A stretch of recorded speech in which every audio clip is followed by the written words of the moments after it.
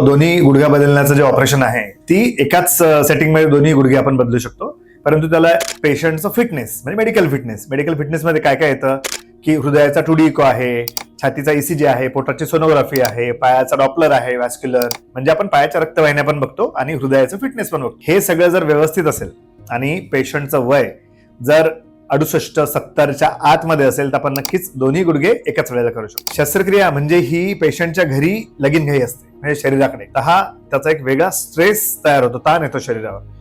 तो ताण या शरीराने सांभाळलाही गेला पाहिजे त्याला आणि त्याच्यातनं ते सुखरूप बाहेर आले पाहिजे, ही आपली पहिली आपला हा हेतू असतो. त्याच्यामुळे सिंगल TKR म्हणजे सिंगल गुडघ्याची शस्त्रक्रिया किंवा डबल शस्त्रक्रिया हे आपण दोन्हीही करू शकतो. कधी कधी आम्ही डबल किंवा दोन्ही गुडघ्यांची शस्त्रक्रिया प्लॅन करतो. ऑपरेशन टेबलवर आम्हाला कळतं की पेशंटचा ब्लड प्रेशर थोडं कमी जास्त होत आहे किंवा बाबा पेशंटचं SpO2 लेवल कमी जास्त होत आहे. जर असं आम्हाला निदर्शनास आलं तर आम्ही काय करतो, एक गुडघा जो खूप जास्त दुखतोय तो करून आम्ही थांबतो आणि दुसरा गुडघा आपण 3 दिवसांनी करू शकतो किंवा 3 महिन्यांनी करू शकतो किंवा 6 महिन्यांनी करू शकतो. हे सगळं अवलंबून असतं पेशंटच्या फिटनेसवर, म्हणजे पेशंट किती सहन करू शकतो सर्जरी त्याच्यावर हे असतं सगळं.